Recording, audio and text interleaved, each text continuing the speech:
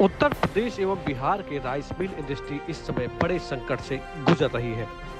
हम आपको बताएं कि पूरा मामला क्या है। दरअसल केंद्र सरकार के द्वारा राइस मिल इंडस्ट्री के द्वारा बनाया जा रहा चावल, जो कि एक ब्राउन राइस होता है, दूसरा रॉ राइस और स्टीम राइस होता है, इन सभी को एक ही कैटेगरी में लाकर खड़ा कर दिया गया है, जिससे मिल मालिकों को काफी समस्याओं का सामना करना पड़ रहा है। यही नहीं, उत्तर प्रदेश और बिहार के राइस की मार्केट नेपाल है, वहां भी काफी सारे ट्रक कस्टम ड्यूटी की वजह से खड़े हैं, जिसका पूरा नुकसान राइस मिल के मालिकों के ऊपर आ गया है। उत्तर प्रदेश में लगभग 500 इंडस्ट्रियां चल रही हैं, जिसमें प्रत्येक राइस मिल में 200 लोग काम कर रहे हैं। अगर देखा जाए तो सभी राइस मिल मालिकों के ऊपर करोड़ों का कर्जा भी है, और ऐसे में कस्टम ड्यूटी, बैंक का कर्ज, ब्याज समेत कई अतिरिक्त भार राइस मिल के मालिकों के ऊपर भारी पड़ गए हैं। अगर केंद्र सरकार इनकी बात नहीं सुनती है तो ये मिल बंदी के कगार पर आकर खड़े हो गए हैं, और यही नहीं, इसके साथ हजारों लोगों की नौकरी जाने का भी संकट मंडरा रहा है। ऐसे में केंद्र सरकार को कस्टम ड्यूटी को लेकर एक बड़ा फैसला करना चाहिए, जिससे राइस मिल इंडस्ट्री के जो मालिक है उनको राहत मिल सके। S7 की डेस्क रिपोर्ट। नमस्कार, 7 न्यूज पे आपका स्वागत है। इस वक्त मैं मौजूद हूँ एक राइस मिल पे, जहाँ पे राइस एक्सपोर्टर को लगातार अपने राइस को सेल करने में दिक्कतें आ रही हैं। आखिर ऐसी कौन सी समस्या आ गई जिसके चलते ये दिक्कतें लगातार बढ़ती चली जा रही हैं? मेरे साथ पे इस वक्त मीडिया ग्रुप में कई राइस एक्सपोर्टर मौजूद हैं, जिनसे जानते हैं कि आपकी समस्या बनी क्या है। नमस्कार, आपका परिचय? मैं सुरेश गुप्ता, अध्यक्ष यूपी राइस एक्सपोर्ट फेडरेशन। जी, तो मैं ये जानना चाहता हूँ कि ये राइस कितने प्रकार के होते हैं? राइस का प्रकार तो बहुत होता है, लेकिन मूलतः जो है वो एक रा राइस होता है, जो जिसको अरवा कहते हैं। दूसरा बॉइल्ड राइस होता है, पार बॉइल्ड होता है, और उसी के साथ एक अभी 15-20 सालों से चूँकि पानी को पार बॉइल्ड बनाने में हजारों लीटर पानी आता है, उस पानी को कम करने के लिए स्टीम पार बॉइल्ड यूनिट में से ही हम उसको अधपका चावल स्टीम राइस बनाते हैं। बोलचाल की भाषा में हम लोग स्टीम राइस कहते हैं, जिसका SHN कोड अभी तक निर्धारित नहीं हुआ है। पार बॉइल्ड की श्रेणी में वो आना चाहिए, पार बॉइल्ड यूनिट से ही वो तैयार होता है।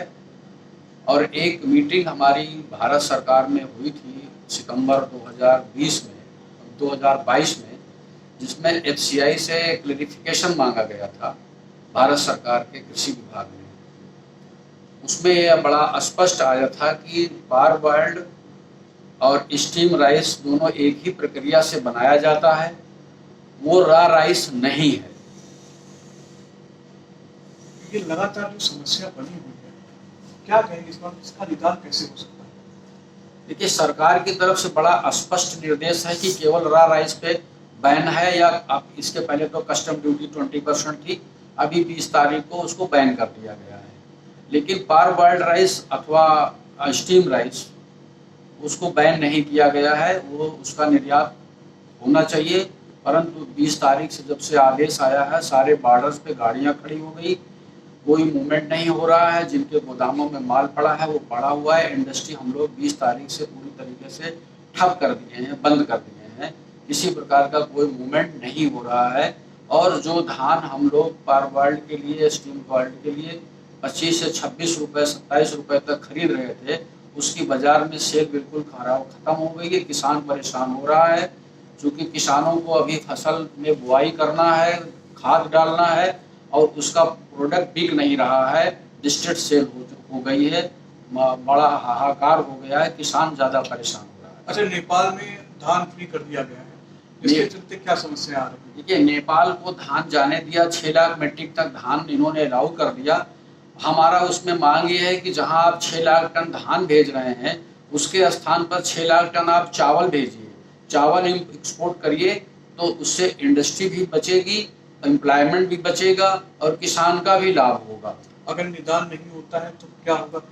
निदान न होने के से हमारा जो उत्तर भारत की जो उत्तर भारत में इंडस्ट्री है, उत्तर प्रदेश और बिहार में, यही नेपाल के बॉर्डर से काम करती हैं और इनकी पूरी मार्केट नेपाल ही है, जिसपे लगभग यूपी और बिहार मिलाकर के लगभग 500 इंडस्ट्री हैं, जिसमें एक इंडस्ट्री में 200 आदमी काम करता है और एक एक इंडस्ट्री पे 50-50 करोड़ रुपए का कर्जा है। वो सारी इंडस्ट्रियां बर्बाद हो जाएंगी और या कुछ लोग अब कहाँ तक, किस स्तर तक नीचे जाएंगे, इसकी कल्पना नहीं कर सकते। मेरे साथ पे एक और राइस एक्सपोर्टर मौजूद है, राजकुमार जी, आप क्या कहना चाहेंगे? अच्छा, पहले मुझे बताइए, आदमी कैसे समझे? देखिए, एक आम बोलचाल की भाषा में बात करते हैं, ये रॉ राइस है और आपका जो भी पैरा बॉइल्ड राइस है, क्या फर्क है इन दोनों में और क्या बताएंगे आप जो समस्याएं चल रही है? रॉ राइस जो होता है, रॉ राइस में पहले तो आप समझिए चावल में 2 सेक्शन होते हैं, एक होता है मिलिंग सेक्शन, एक होता है पैरा बॉइल्ड सेक्शन। और जो मिलिंग सेक्शन होता है उसके अंदर विभिन्न प्रकार की मशीनें होती हैं, जैसे डीएसकस है, व्हाइटनर है, छन्ने होते हैं, शॉर्टेक्स होता है, सिल्क। पैरा बॉइलिंग सेक्शन के अंदर बॉयलर है, स्टीमिंग टैंक्स हैं, ड्रायर्स हैं, ये सब लगे होते हैं। अगर हमें रॉ राइस बनाना है तो खेत से किसान का धान आया, हमने सीधे उसको हॉपर पे काटा और सीधे हस्कर में डाल दिया। उसको हमको कोई प्रोसेस करने की जरूरत नहीं है, सीधे वो हस्कर के बाद प्रोसेस होता हुआ व्हाइट राइस बन जाता है, जिसको रॉ राइस कहते हैं। उसके अंदर कोई भी और प्रोसेस नहीं किया। जहां तक कि पार बॉइल की बात हम आप कर रहे हैं, पार बॉइल धान चावल जो है, सबसे पहले धान जब आएगा किसान के खेत से तो उसको पहले हम लोग टैंक्स में लोड करेंगे, स्टीमिंग टैंक्स में। उसके बाद उसको 8 घंटे के लिए गर्म पानी में, बॉयलर से गर्म पानी आएगा, उसमें सोकिंग करते हैं। 8 घंटे के बाद उसका पानी निकास करके और उसको हम लोग ड्रायर में डालते हैं, जो कि 8 घंटे का एक साइकिल ड्रायर में सूखता है। तत्पश्चात वो अंदर टैंक में जाता है और 7 से 8 घंटे के लिए ठंडा किया जाता है।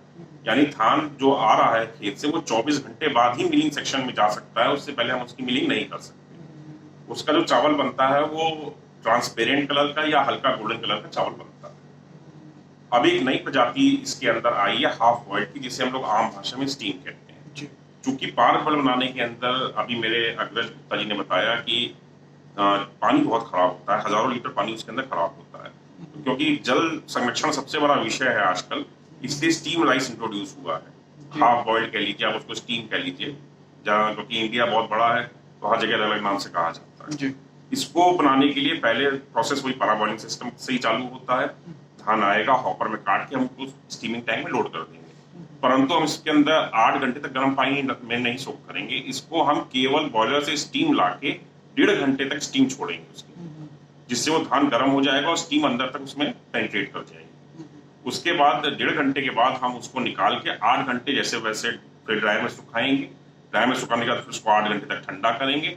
इस प्रकार वो भी करीब 20 घंटे बाद ही माल जो है प्रोसेस में जा पाता है। अच्छा, जितना मुझे समझ में आया, अब आप मुझे बताइए, जैसे बॉयलर और बिना पैरा बॉइल्ड यूनिट लगाए बिना क्या स्टीम राइस बन सकता है? नहीं, बिल्कुल कभी नहीं बन सकता, क्योंकि वो बॉयलर और पैरा बॉइलिंग टैंक में ही बन सकता है, उसके अलावा उसका कोई रास्ता ही नहीं। तो ये समस्या आ कैसे रही, इसका निदान क्या होगा? आप सरकार से क्या मांग करते हैं? हमारी सरकार से केवल एक ही मांग है कि हर देश की प्राथमिकता ये होती है कि पक्का माल जाए और कच्चा माल जो उसके यहाँ है वो अपने इंडस्ट्री वालों को मिले, ताकि उसको रोजगार मिले, वहाँ उनकी रेवेन्यू जनरेट होता है और साथ ही साथ इंफ्रास्ट्रक्चर डेवलप होता है। मगर हमारे यहाँ क्या हुआ कि नेपाल को आपने धान फ्री छोड़ दिया और चावल के ऊपर बैन लगा दिया, तो इससे एक्सपोर्ट के ऊपर बैन लगाया रॉ राइस का। उसके अंदर दिक्कत यही आ रही है कि अब कोई भी मिल वाला धान की खरीदारी नहीं कर रहा है, क्योंकि उसके सारे सौदे जो पड़े थे सब एक्सपोर्टर ने उठाने से मना कर दिए हैं, सब सौदे कैंसिल हो गए, मिल वाले भारी नुकसान में हैं। तो अब किसी को समझ में नहीं आ रहा है कि क्या करें, और अगर यही चलता रहा तो ये उद्योग जो है बंदी की कगार में चला जाएगा और बहुत ही बड़ा उद्योग होता है ये। अच्छी खासी लागतें लगती हैं, बैंकों के इसके ऊपर फाइनेंसेस होते हैं, और इसका फर्क ये भी पड़ेगा जहाँ तक कि भाई बैंकों के ऊपर भी एनपीए की संभावनाएं बढ़ी। अच्छा, ये बताइए, क्या आपने अपनी मांगे सरकार तक पहुंचाई, किसी माध्यम से उनके आपकी बातें वहां तक पहुंची? हमने कई बार जो है भारत सरकार में माननीय सीतारमन जी के पास मेल किया, पीयूष गोयल साहब के पास मेल किया, और प्रधानमंत्री कार्यालय भी हमने मेल किया, समय मांगा। इन 1 साल लगभग हो रहा है इसमें समस्या को आए हुए। अभी तक केवल एक बार हमको कृषि मंत्रालय में बुलाया गया और उसमें हमने अपनी बात रखी, तो वहाँ से ये हुआ कि स्टीम राइस के बारे में हम टेस्टिंग करा लेते हैं क्या, अब सवाल जब टेस्टिंग का आता है तो टेस्टिंग किस पैरामीटर पे आप कराएंगे? जब उसका कोई पैरामीटर ही नहीं डिसाइड है तो टेस्टिंग क्या कराएंगे? अब टेस्टिंग कराते हैं तो पारबॉइल्ड के पैरामीटर्स कराते हैं।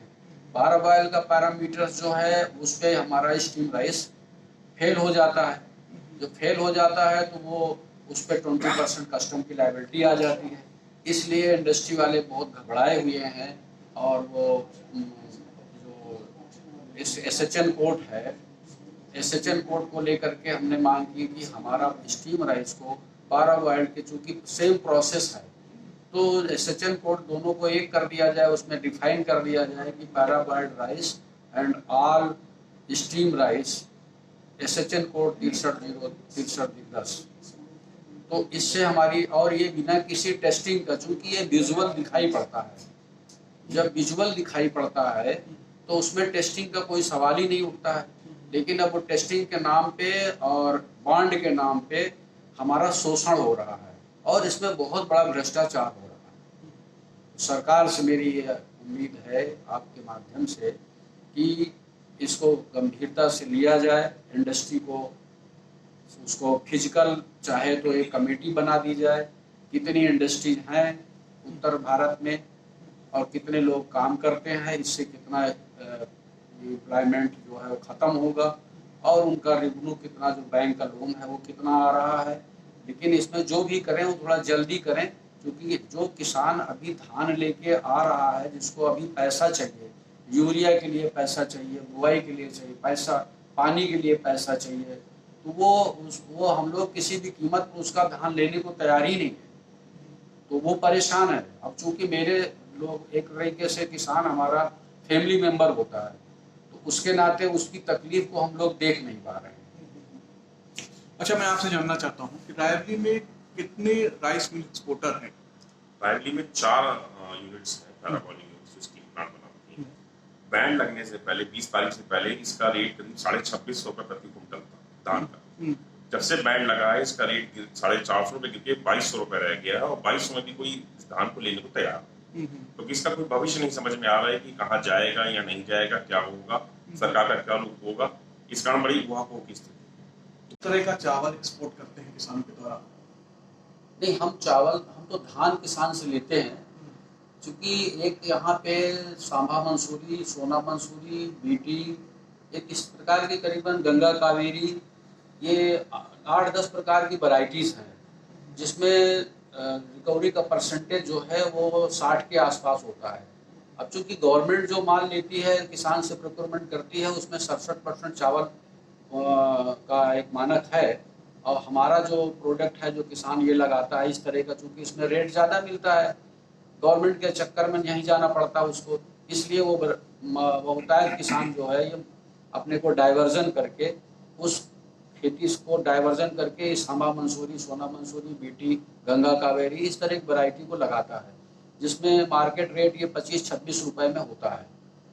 गवर्नमेंट का जो MSP है, MSP 2060 ऐसे 2060 के आसपास है और ये 25-2600 के आसपास है। तो अब चूंकि उनको अच्छा पैसा मिलता है तो बहुतायत किसान जो है वो अपनी क्रॉप को चेंज करके इस वैरायटी पे आ गए हैं, जिसका एक्सपोर्ट हम करते हैं स्टीम बना करके। और आज वो धान तो लगा लिया किसी तरीके से, लेकिन आगे चूंकि जो उनके पास माल रखा है उसको वो सेल नहीं कर पा रहे हैं, कोई हमारा लोगों के पास कोई रास्ता ही नहीं दिखाई पड़ रहा है कि हम लोग किधर उसको लें ना लें, और ले तो कहाँ ले जाएं। उसकी सेल हमारे भारत में बहुत कम है। जो स्टीम राइस हम लोग एक्सपोर्ट करते हैं उसकी सेल भारत में नहीं है, मैक्सिमम मिडिल ईस्ट और नेपाल, ये दो जगह ही इसकी सेल बनती है। तो गवर्नमेंट के द्वारा भी ये खरीदा नहीं जाता है, क्योंकि इसमें रिकवरी नहीं है। किसान के पास अब कोई विकल्प नजर नहीं आ रहा है कि वो कहाँ जाए, उसके साथ हम लोग भी परेशान हैं। ठीक बात। तो ये थे राइस एक्सपोर्टर जिनका साफ तौर पे कहना है कि आखिर अगर सरकार उनकी मांग नहीं सुनेगी, जिसके चलते किसान भी परेशान हो रहे हैं और राइस एक्सपोर्टर भी परेशान हो रहे हैं। अब आने वाला समय ही बताएगा कि आखिर सरकार इनकी समस्याएं सुन के उसका निस्तारण कब तक करती है। S7 न्यूज के लिए मैं गौरव द्विवेदी, रिपोर्टर अनुपम मिश्रा के साथ।